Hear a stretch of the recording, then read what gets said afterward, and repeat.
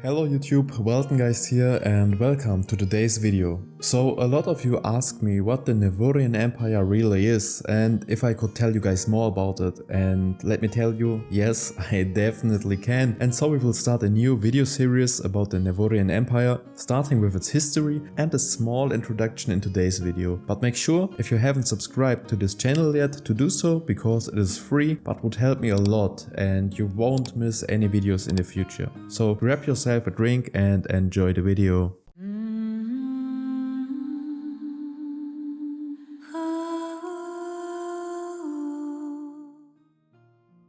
After the divine war between Avenal and Tanut, the world was devastated by the sheer power that the gods have released upon the world. Millions died in the battles that have been fought over centuries. Only in the last deciding battle, the last of them all, Avenal was able to defeat Tanut and his armies. Humankind was finally victorious under command of their goddess, but she was weakened by the battles as well as whole humanity itself, wounded from all the battles that have been fought. Fallen cities, fallen nations, and a fallen civilization. Humanity was lost, and so was the world. If there wouldn't been one last act of divinity that Avenal did for their children. The last battle was the death for 100,000 of humans, as well as for the children of Tanut. All mortal beings died in this battle, except one. Even Avenal suffered huge wounds and was weakened after the fight, but there he stood, nearly unharmed between the death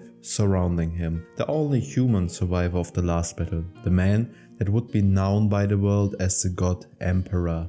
And Avenal was amazed by this human, realizing he could be the chosen one to lead humanity back to its former greatness. And so, as her last will, she gifted him the power of the gods, making him the new leader of humanity, but only until she would come back with her full powers restored. This was the creation of the God Emperor, a being with the life, the power and the wisdom of over 100,000 humans combined. He would be a teacher, a general and a king for the new human civilization. And soon after, the journey of the Emperor began to lead the devastated humankind back to its former glory, because they had forgotten. From horror to joy, everything was lost, and it was up to the Emperor to give humanity a spark of hope. And that is why he brought back the eternal light of Avenal from the heavens again down to earth. Since then, a long time has passed and the first cities started to emerge. One of them was called Nevuria,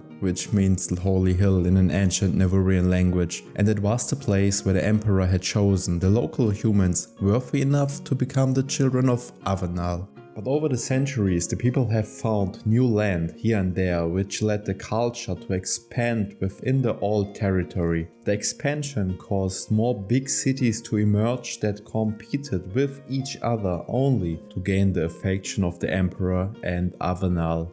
Seeing his former children grow over the centuries, the God Emperor knew he had to move on and spread his knowledge and wisdom to other tribes on the continent. That was the beginning of his long journey and therefore one of the darkest times in Nevurian history, the so-called Eclipse. The Eclipse was a long period of wars and battles fought between the 7 city-states surrounding their center, Nevuria. The Eclipse is a period that would need to be inspected separately to grab every detail. But let me tell you one thing, destruction and death are words that cannot describe the horrors of this era.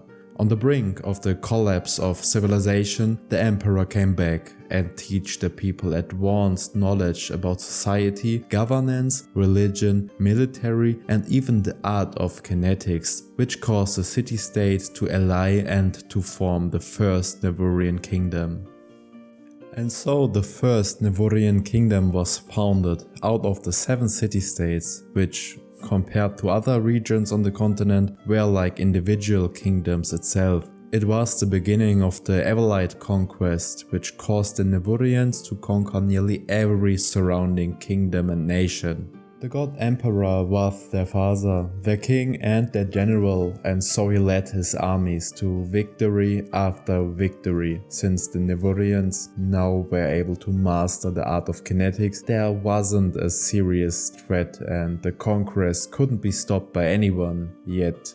After conquering most of the so-called Basalt Sea, the Nevurians formed their kingdom into an empire and divided this empire into the so-called Inner Circle, which was formed by the leaders of the former 7 city-states, and the Outer Circle, which consisted of 17 outer provinces that were governed by the most loyal and wealthy families in Nevuria.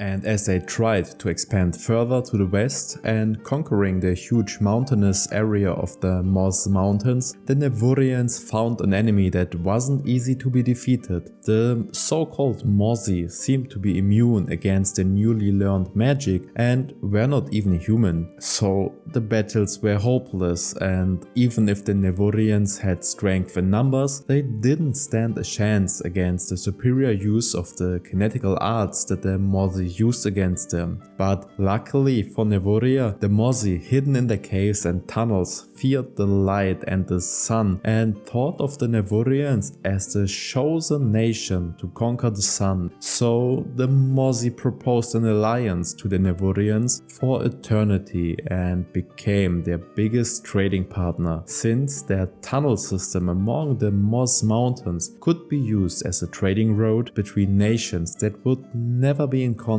with each other without the tunnel systems. After the contact with the Mozi, the god Emperor vanished again, seeing Nevuria prosper and grow again. To be in control of this huge empire, the so-called Council of Light was founded by the Inner and Outer Circle, which nowadays are the 24 most influential dynasties in Nevuria and basically the governing elite of the empire. It is said that the Council of Light is able to communicate with the god Emperor, and thus these dynasties are the chosen ones. To prove their connection, every dynasty is the host family for a so-called Nuvar. The Nuvar are supposed children of the god Emperor, and they play a significant role in the government system of the Nevurian Empire. They appear randomly in the city and have extraordinary powers, intellect or other miraculous attributes. Every 7 years, 3 Nuvar are chosen by the Council of Light to govern and lead the empire in different departments, but more on that when we talk about the Nevurian society structure. To finish this video, we can say that the expansion of the empire stopped, but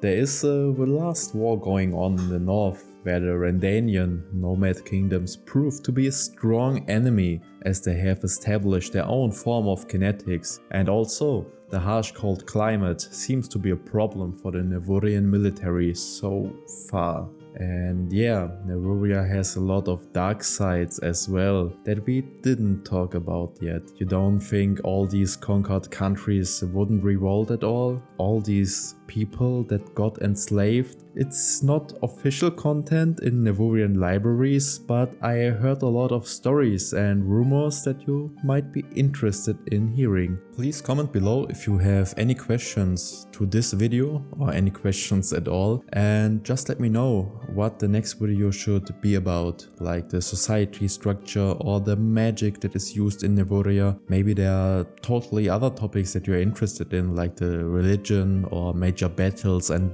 wars that have been fought, or maybe even just looking at the daily life of a certain member of a certain society class. And yeah, if you haven't subscribed yet to the channel, I would be happy if you do so. And yeah, see you in the next video. I hope a little bit sooner than now. I'm working hard on the video script right now, so see you guys soon.